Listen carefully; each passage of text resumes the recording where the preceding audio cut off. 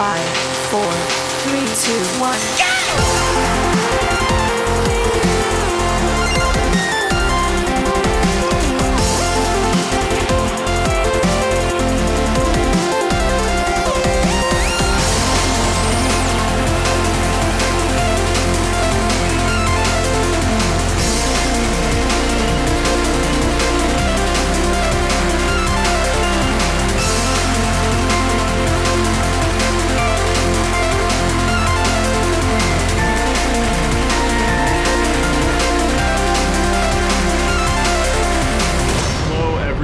Welcome to Carpe Ludos Live. I am here with the one, the only, and the greatest Keegan Larwin. How are you? I'm doing great today, Caleb. How are you doing?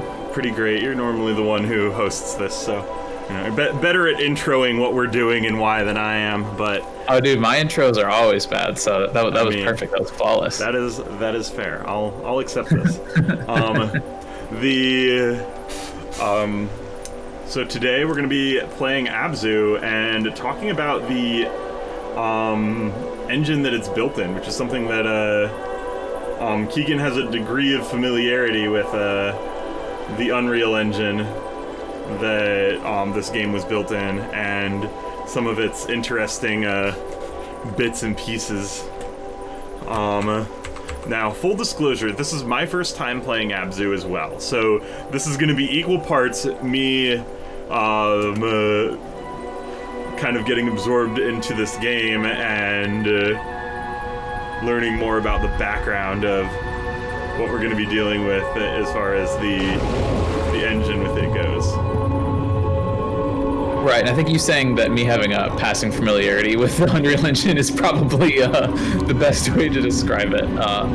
Definitely, we've, I think for about a year now, we've had plans in the works at Carpe Ludos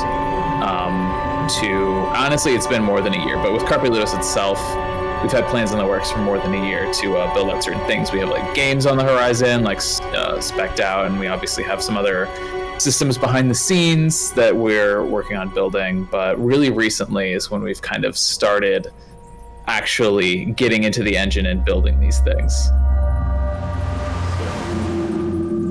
There we go. I am a diver. This game is so beautiful.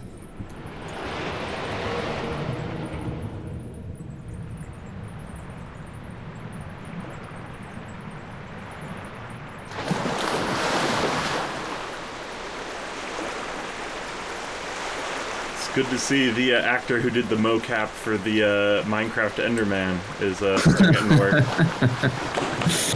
Yeah, I wonder if this is a mocap or if they probably just hand animated this. This doesn't give me much of a mocap feel. No, definitely not. Well, actually, that's a great little touchstone. So originally my interest in Unreal, as most people's are, is to make video games, obviously. I think, Caleb, you and I talked about Unity or Unreal for, I feel like, years. We've talked about like going in on tutorials together and like just trying to like get in there and learn it.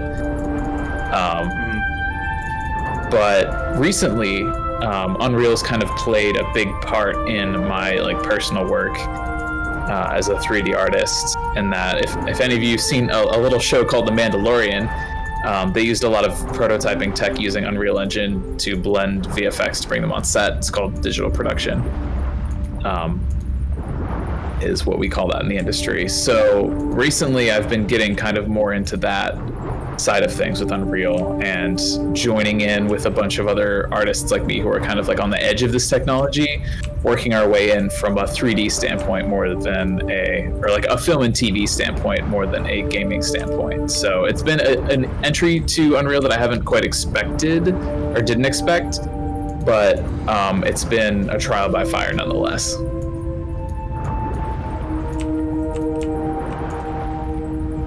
There we go. That's what I've been doing wrong. I need to be holding the other button down. There we go. Everything makes more sense now.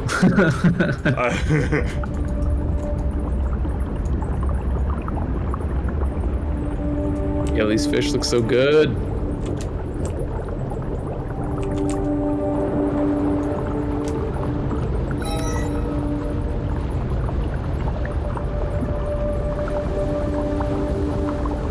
And it's definitely heartening to see that this was made in Unreal. Because it's, A, it's super beautiful, and B, it's like I can definitely see a lot of what's going on behind the scenes. So with both my familiarity with games and my familiarity with animation, I have a degree of kind of what Unreal is. But for people who like either like aren't really into the design elements of games, or who don't really follow it or who are maybe more in the animation scene than the game scene at all, what is Unreal? Like, what and how does it relate to what we're just looking at now? So the people at Epic Games would probably disagree with this a little bit, just because their marketing is kind of aiming it towards being something more than just this. But right now you can think of Unreal as a game engine. It's a real-time game engine that basically you can program and run games in. It's pre-built. There's a lot of like marketplace assets you can get right off the bat. Essentially, it's that, I don't know if Unity is still free, but Unreal Engine is now free if you're making under $100,000 a year in business profit. So it's basically, it's a ready-made game engine, essentially, and it's ready for you to jump in and program your own games, basically. That's the simple answer. The complicated answer is Unreal's becoming more than just a game engine. It's also becoming a real-time renderer for film, TV, visual effects. People are using it to automate things like light shows and stuff like that. So it's kind of going through a revolution at the moment. And it's a really exciting time to be getting into Unreal, actually, for that reason especially. That's interesting. And then, so I guess, like, what was the thing as an animator? Like, what were you doing before you started really getting into Unreal? Like, things that you now do in Unreal, how did you do it before, and how are you doing it differently with Unreal now? So it's really interesting because I'm still kind of in the infancy phase of all of this. There's stuff that I've done on Unreal that is, I'm still kind of in the tech demo kind of side of things.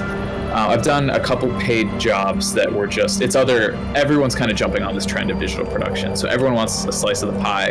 And thankfully, I've been lucky enough to actually do a couple paid jobs in Unreal. Most of them being environment art, because that's kind of what I've slowly been doing more and more of. So what's great about Unreal is it's all real time. So I don't have to wait, 40 seconds for a frame to render. It just renders immediately, kind of like we're seeing right now. Every frame that you're playing is rendered immediately, which is really great. It's the worst part about doing 3D is having to wait for render times. So that's really the big thing, is the instantaneous rendering. And the fidelity isn't quite as good, but the real-time renderer in Unreal is just so phenomenal that we're getting so close to doing photorealism in real time, which is really like the holy grail right now. Okay, so I do want to make clear to anyone who's like wondering, well, I'm sitting here wandering around in circles. This is not me wandering around in circles looking to fill time to make an excuse. I'm just actually struggling to figure out these controls right now, so. I did play this with the controller, so it was yeah, this is maybe more intuitive there. This is not as WASD friendly as I was thinking it was gonna be. But there we go. That's something. Hang on. I am gonna pause just for a second. Want to make sure that I'm in a position to do one thing. It's interesting that they have swim pitch, camera yaw options there. Yeah, because like I'm sitting around moving my mouse, and my mouse just like moves the camera. Mm-hmm. The WASD is changing the direction my diver is moving in, but it's the mouse buttons that are like moving me forward and backward. I'm used to with WASD, W is forward. Oh yeah, totally. But yeah. So, tell me about some of the interesting, like, what are some of the elements of Unreal that we're looking at here? Like, what is? I mean, basically, this whole you have to understand, and what makes game engines like so intimidating is that everything that you see right now is it's essentially just like a butt ton of math being thrown at this computer, and the engine is handling all of that. So the fish, the way they're moving, the way the light is coming in, the lighting, the color, the behavior, all the inputs that you're putting in with the WASD keys and the shift key and the space key, all of that is being processed through the engine immediately in real time, like instantaneously. And it's essentially spitting out this experience for you as you're experiencing it. So that's like what's mind-blowing about game engines, period. It's part of why video games are like so magical when you get to the technical side of it, because it's just like, this shouldn't be possible, but it is. Yeah, because I mean, like, it seems fairly like straightforward that you have to remember that like video games are a physics sandbox. Something is designated the player, something is designated the objects. So the engine, as it were, is kind of how the creator builds that universe and those sets of rules. Yeah, exactly. And so, and it's currently one of the bigger ones out there, as I understand it. Yeah, there's Unreal and Unity are kind of the two, like, I would say, like, more customer focused.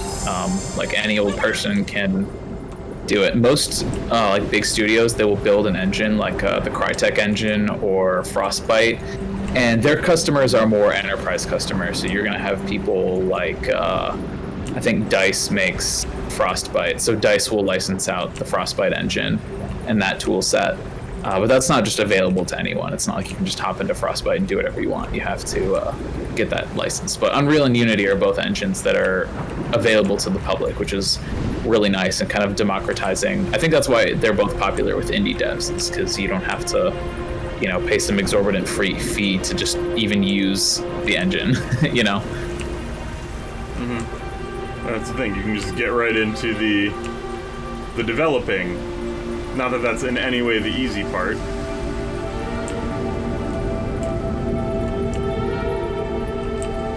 Alright, and I'm assuming this is where I need to be.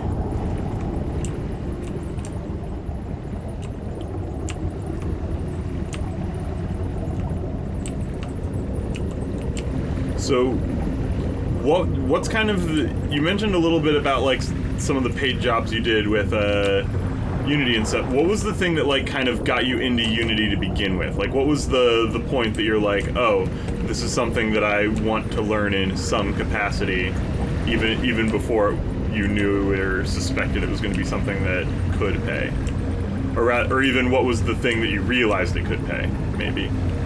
Yeah, I mean, I think the big wake-up call for everyone in the industry was the Mandalorian and just the LED wall. For those of you who don't know, generally visual effects in a show like The Mandalorian will all be shot on green screen, or they'll be rotoscoped, which means cutting out your foreground frame by frame and then putting in a CG background. With The Mandalorian, however, and with maybe his Dark Materials on HBO and Watchmen for sure on HBO, they essentially shot in a studio that was a 180-degree LED wall, and they basically projected backgrounds in real time from Unreal Engine. So essentially like video game environments, they just projected in real time behind the actors, and that just gives it's just a better way of doing it, to be honest. It casts more realistic light on your actors, and it has its limitations, but it's like, it was clear when everyone in the industry saw it. They're like, oh, this is clearly the future. This is what everyone needs to be doing. But hey, surprise, most artists don't know Unreal Engine because it's a game engine. It's not an art platform. But all that's changing right now. So that was the moment for me and pretty much everyone else where it was like, hey, this is probably something I should start learning for work. And it's free.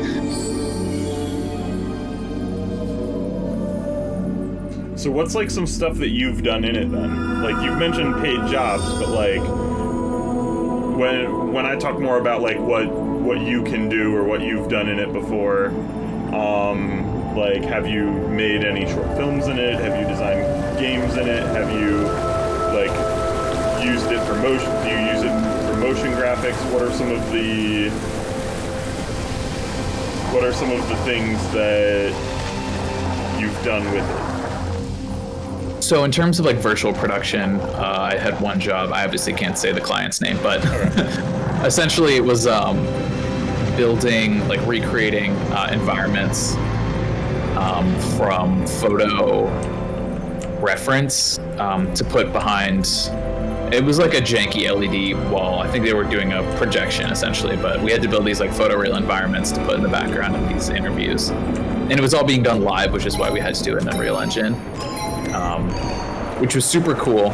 It ended up being fairly easy because it was more or less just me building assets in Houdini or Cinema 4D and then bringing them into Unreal.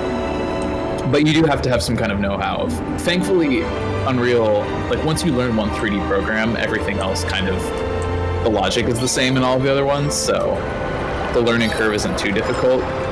So that was one thing in virtual production. Personally, I've just also been going in and trying to do my normal work, but instead of doing it in Cinema 4D or Houdini and rendering in Octane, I've been trying to do it in Unreal Engine. Which it's been fun because in Cinema or any other program, it's like, okay, I know how to, I don't know, like make a light, for example, and like make it look the way I want to. But in Unreal, now, since I'm learning it, I'm like, okay, I know what I need to do, but I don't know how to get there. So then you go into this hole of online tutorials where you're like, okay, I have to like do this crazy thing and like make this like loop of code to get this to work. And oh, look, it works. That's amazing. Now I know how to do this. Okay, now what's the next thing I have to do? And it's kind of that process of running into a problem, Googling it until you figure it out, and then continuing on until you reach the next problem, which is always immediately. So what tends to be your approach and like thought behind, in general, just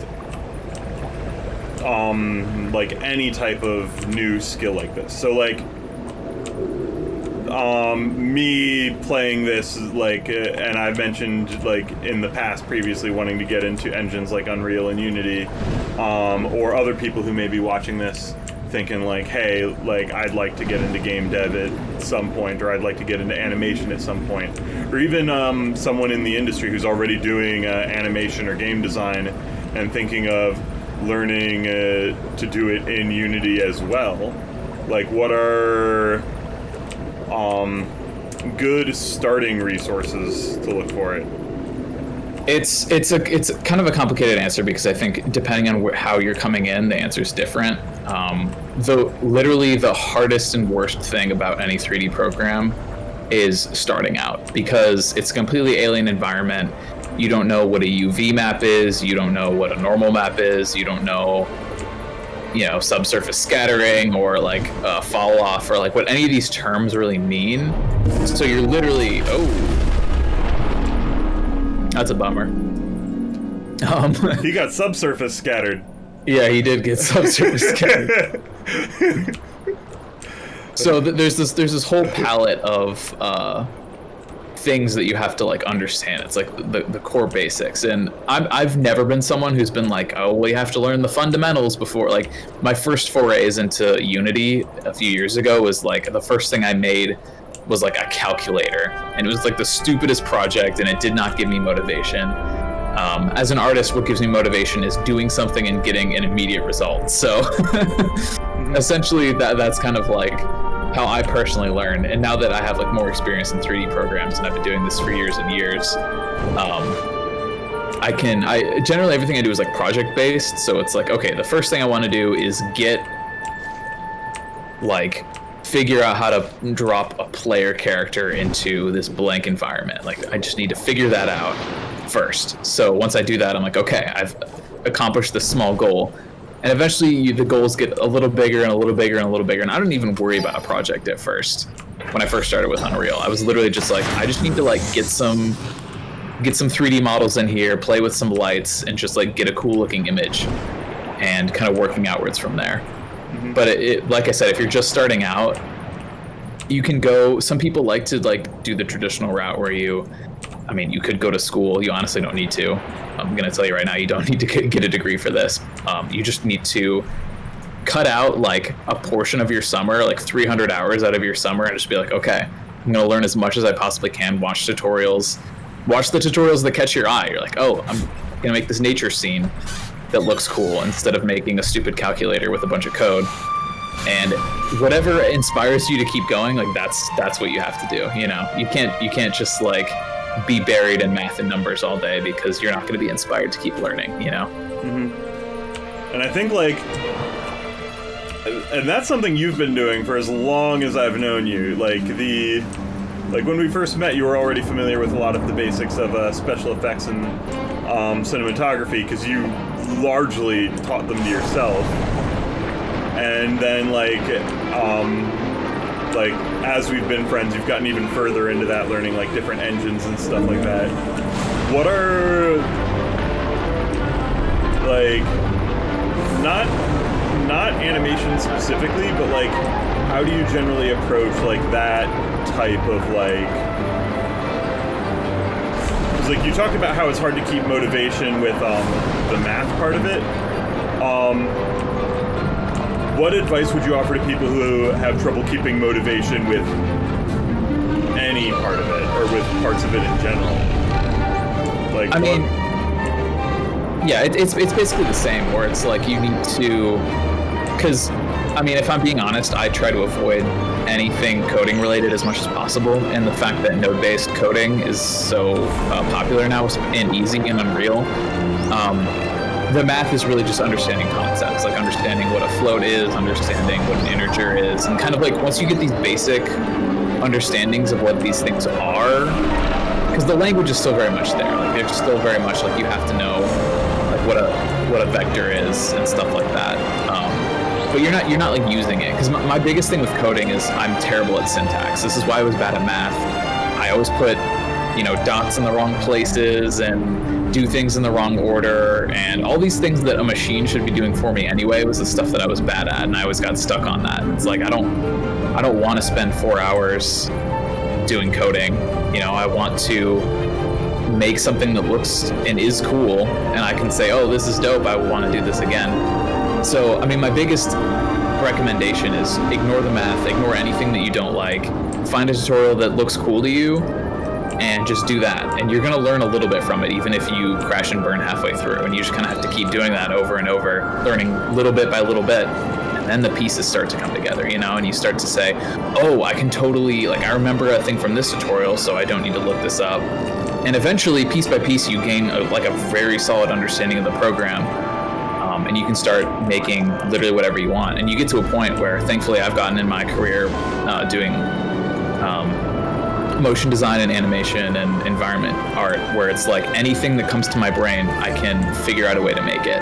And once you get to that point, I mean, it's like the I don't know what the expression is, but the gloves come off. You literally, your imagination is the only limitation, and that's just like the most incredible feeling in the world to someone who values creativity like the way I do. But I'm not there with Unreal. Let me be clear. I'm still still in the weeds with Unreal. Yeah, I think that, that's what's insane, is like watching a lot of like even just what I'm looking at now, like just like it's like odd how just intimidating it feels, even in ways that like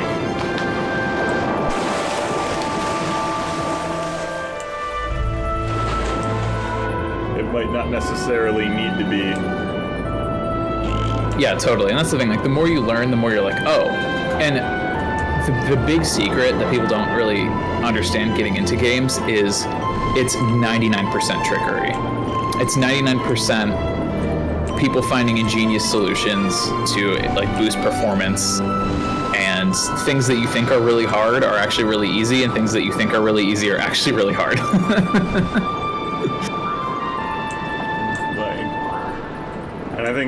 I think that's almost anything with tech, though. Like, all of the things that you're like, oh, it's got to be so easy to make one of those. It's like maybe this is what I need to be hitting. Oh, there we go. There's the contextual button. right. Press enter. That's how you save?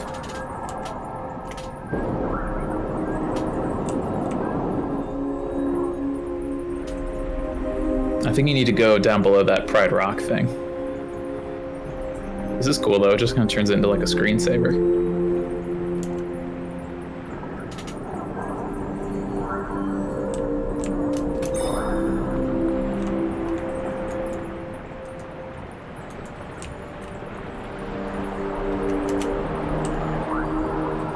You're like one with the fish matrix.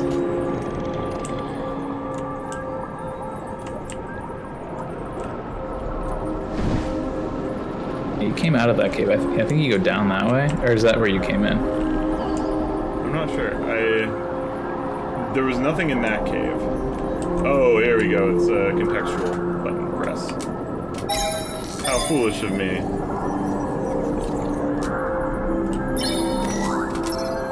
Oh right, I need a robot, so I need to go looking for a robot.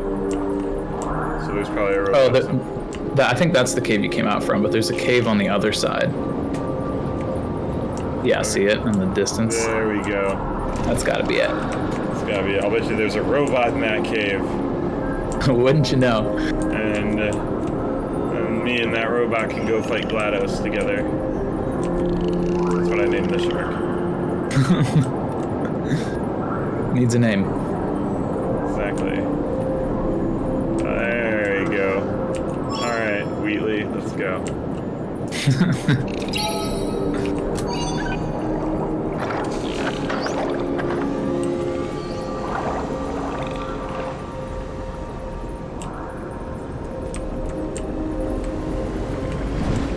So what would like your type of dream project in Unreal be? Like, what are things that you'd like to work on that like not even like even beyond what your current like train of thought is of things you're thinking you might want to do someday, but like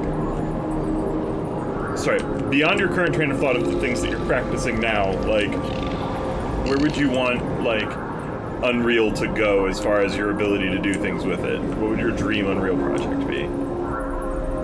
That's a pretty good question, because like I've obviously always been interested in games and gaming, and I think it would be cool to ship like a some kind of game, and I mean that's in the works right now, but it's almost like I'm at a point in my career at least where I think more of like less of the tools and like more of like what the end result is, and like the tools that I used to get there, I'm gonna use whatever makes the most sense, you know? So like I could easily see myself doing a short film or an animated series or a game or a VR experience. Any of those things are easily possible in Unreal.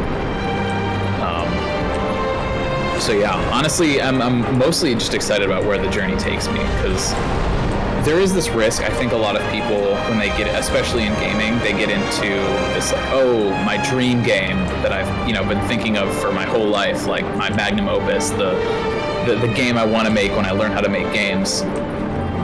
And it's the same with movies. Everyone's got this like feature film idea or novel manuscript that they're holding on to, and it's like, a lot of times by the time you get good enough to make it, you realize it's not as good as an idea as you thought it was. So really honestly, and this is something that's plagued my entire career, I've getting super ambitious with the projects you want to make, and then realizing that your idea sucked, or that you're never going to be able to make it in the time that you want to make it. Really honestly, the best thing to do is think of small projects, and those projects inevitably get way bigger until they're a huge full-scale project regardless. So finding those little tiny small goals and working towards those is honestly more productive than really like worrying too much about the big one. The big one will come. You won't know it until it's there, but it'll come.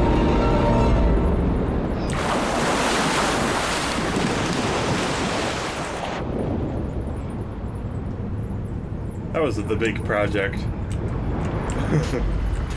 Alright. Yeah, this game was someone's big project for sure. Yeah. Well, I mean, you also have to remember, though, this game wasn't someone's first big project. These are the people who made Journey and Flow. Oh, they made Journey? Interesting. At least that was always my understanding. I thought Let me it do was a the little same fact check for you. Yeah.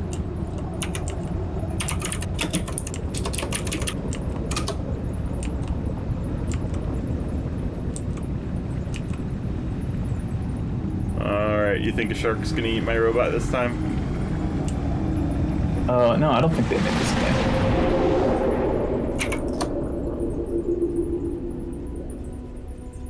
Abzu is made by Giant Squid. And Journey was made by that game company. But it could be the same people. We'll have our fact checkers fact that.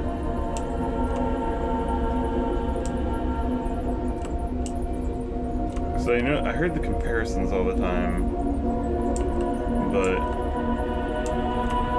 like this entire time I had assumed that Abzu was like the next in the series.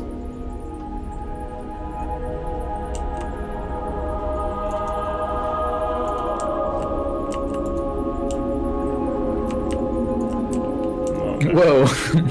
No, that's not what I want. This is the middle of the hourglass and then press spacebar.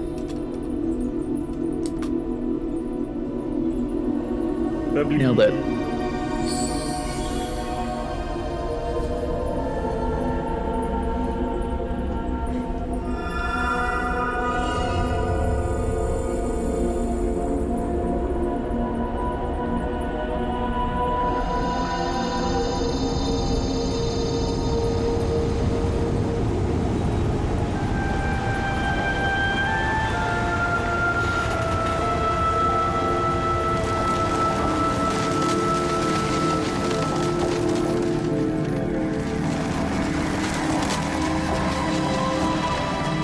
So well done. Mm-hmm. That's nice too.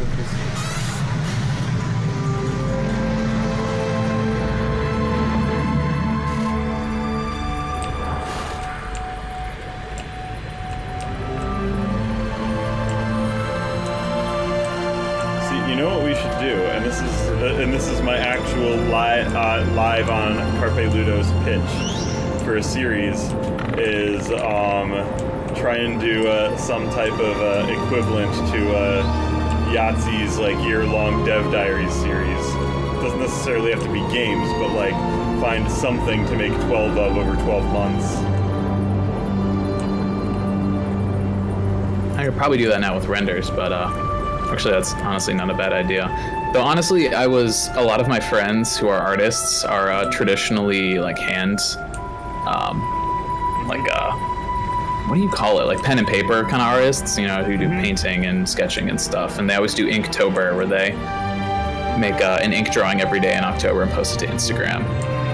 And I always like try and do it because I'm like, I should really like get my classical drawing skills down. But I just never post anything because it's so unbelievably bad. Yeah, so maybe this year I should. Yeah, like do digital like Arttober. Yeah, I could do that, or I was thinking doing something like trying to do something in Unreal every day. Yeah. No render November, and I'll do everything in real time in Unreal. Good idea. It was actually a really good idea. Maybe I should do that. No render November.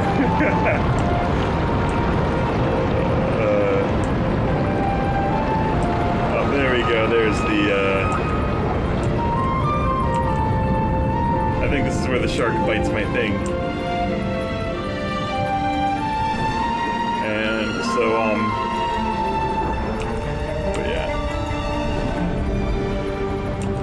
I've wanted to do something like that too, but like, well, I kind of did that with the 30 drinks in 30 days June thing. But that wasn't so much me making something, so much as me, like, experimenting with experiencing something. I mean, that's also important and good content in its own way. Yeah. But...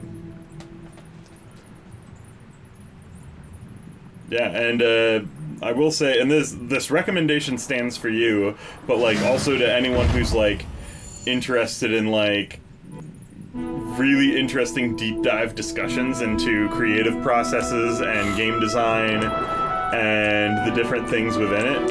Yahtzee's Dev Diary series is one of the most like inspiring, thought-provoking things that I've ever seen as far as just like how to approach just design and creativity and ways to think about gameplay and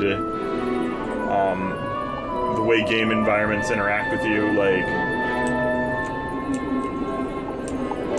and it's just like such a unique thing, which I'm pretty sure Keegan hasn't seen it yet, and you should, because this is so incredibly your thing. I feel like once I get a better grasp on Unreal, because the problem is when I watch stuff like that, I get inspired, and when I get inspired, I go headstrong into something, and if I'm not ready, you know, my training wheels aren't off yet, you know. My robot's lost, and it didn't even have a shark destroy it. Bless you. How are we doing on time, Caleb? We are at 8:03, so we've been going for about 45 minutes. Wow. Well, I feel like that's as good a time as any. Yeah, since my robot is gone, but yeah, this is a good time. And then on top of that, we've got that new show coming out soon with a bunch of tasty renders in it. Oh yeah, yeah, I'm thinking next week, Monday, we'll post a little tease for that before it actually comes out. Absolutely, and more elements for it are on its way, and for those of you who don't know, we're talking about the Kestrel Tavern, Caleb's show, which is coming out very soon. We are on the cusp of revealing it to the world.